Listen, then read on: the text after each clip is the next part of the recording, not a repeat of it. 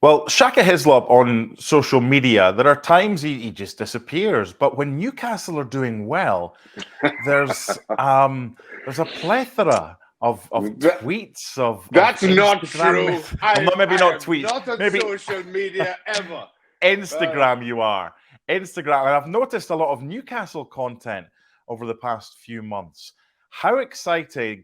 How exciting is it right now as a Newcastle fan, as a former player, to know you've got a League Cup final to look ahead to? Your team is in the top four right now, and things are going pretty well. Before I get to the hold on, Shaq, let's look at the recent form. contrast that with where Newcastle were this time last year True. in a relegation battle, probably February, still rooted to the bottom of the table. There was new ownership. There was a lot of questions as to what was to come. Would they spend? Would they not? Fans were just happy to see the back of Mike Ashley. And then Newcastle, under Eddie Howe's guidance, put together a second half of the season that I think saw only Man City and Liverpool better than them in the second half of the table, certainly during the course of 2022 between January and May. And then to see that momentum continue for much of this season. Given the frustrations, many years of frustrations, you could understand why I, like all Newcastle fans, were absolutely ecstatic as to how things were going. Ecstatic probably doesn't do it justice. It was beyond belief as to what we were witnessing, and we were enjoying every single moment of it. With, I wouldn't say success, because Newcastle have still got to get success. Success for them would be a top four finish, or I think an or as opposed to an and a League Cup win. So Why when not you and? Why not and? Why not? well, I would Allow us love to it dream. We can as dream. someone that used to go and watch you, Shaka, when I lived up in Edinburgh, and a former girlfriend used to live in Newcastle. I was at Tino's hat-trick game. I saw you play as well. So there's a wee soft spot, I have to say. But when you reach a certain level, like Newcastle are right now, they're top four, they're League Cup finalists. With that comes a little bit more scrutiny. They're very hard to beat right now, but they're struggling to score goals. They've won 2 and they've drawn 4 of their last 6. So they haven't lost any. But with Bruno Guimaraes suspended for the game against West Ham, interesting comments from Eddie Howe saying defensively, that protection, although he's a super player, that really wasn't there against West Ham. So with that scrutiny comes a situation whereby Newcastle are happy right now, but what do they need to improve upon between now and the end of the season? Is it simply just goal scoring, or are you happy with the way things are right now? It's simply just goal scoring.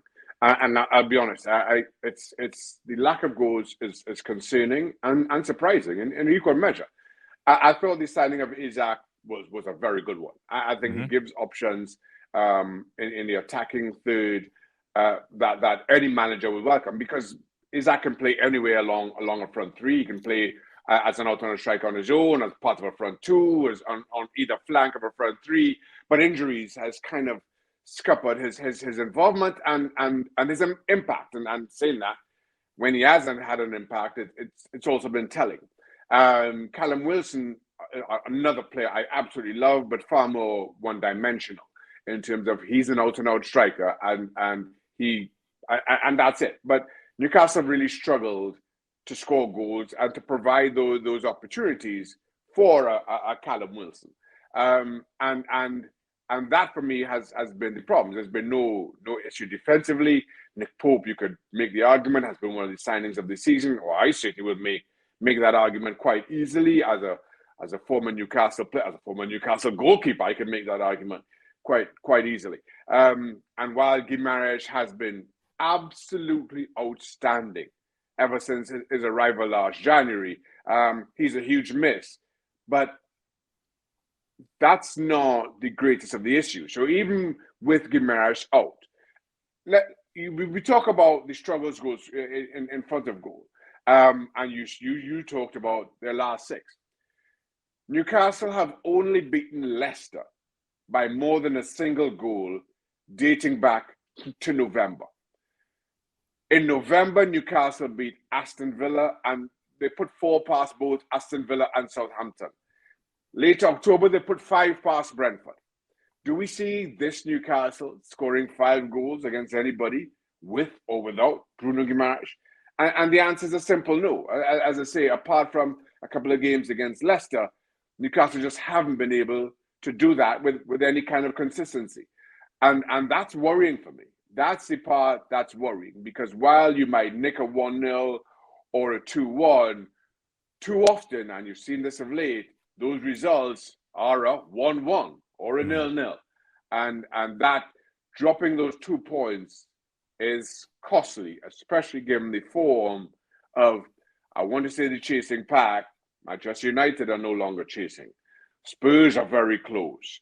Brentford, Brighton are all putting together runs that, unless that goal-scoring form turns around for Newcastle United, could see them miss out on the top 4 place.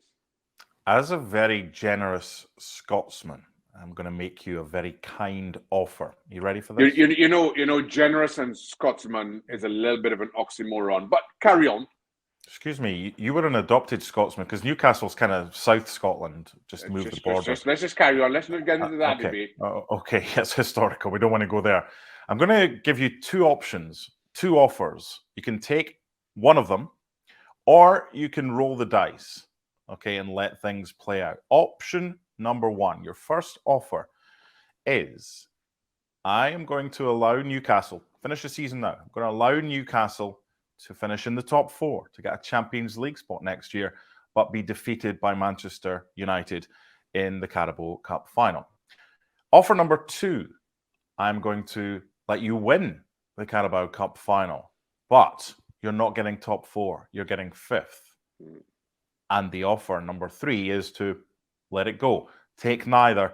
We'll play it out. We'll see what happens. What are you taking right now? What kind of option is number 3? Take neither. Take neither of the offers, because you could win both. Oh, yeah. Let the season, because the options I'm giving you, you can only. All right, I got you. Okay. No, I'm taking option number 2. I think it was, win the Carabao Cup and just miss out on Champions League football. I think silverware coming back to the Northeast for the first time in what, 70 years, 75 years, something like that, will be huge. And while I understand the rewards and the impacts that playing Champions League football brings, that's not what you're remembered for. You're remembered for silverware. The amount of times I have heard that Newcastle haven't won significant silverware since 1955, ever since Newcastle got the better of Southampton in the Carabao Cup semi-final. If I had a dollar for every time I've heard that, I could add to Newcastle's transfer kitty in the summer. But on the other side of that very same coin, people are forgetting that I was a part of the team that brought Champions League football back to St. James's Park, and that's when you had to finish in the top 2 to play Champions League football. Nobody remembers that. Everybody's been talking about 1955.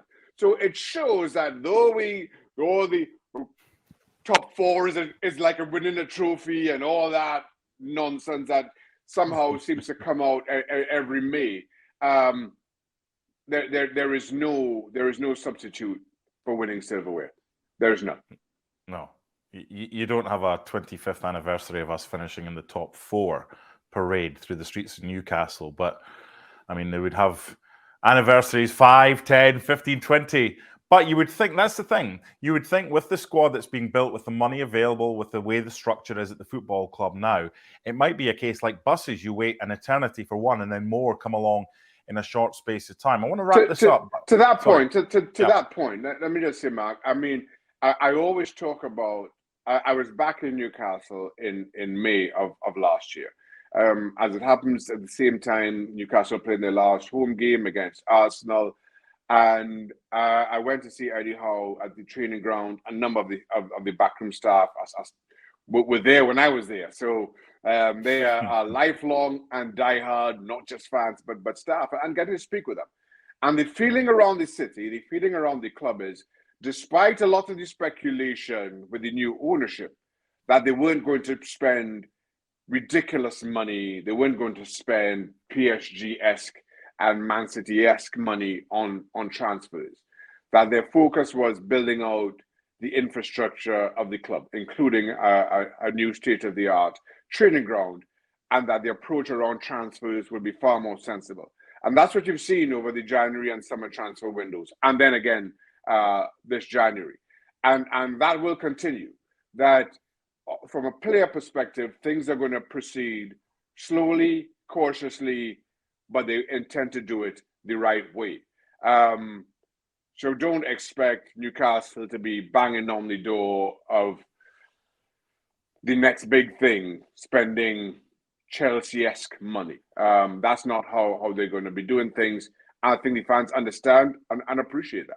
Yeah, and that would have been part of the final question about if they do get into Europe as far as Champions League is concerned next season. It's not going to be Chelsea or Nottingham Forest adding 30 players. The crux of the squad is decent there. It's going to be quality over quantity. But as far as the squad is concerned, let's wrap this up. We've already seen a 3-game ban for Bruno Guimaraes, and whether it's coincidental or not, the next game they concede against West Ham.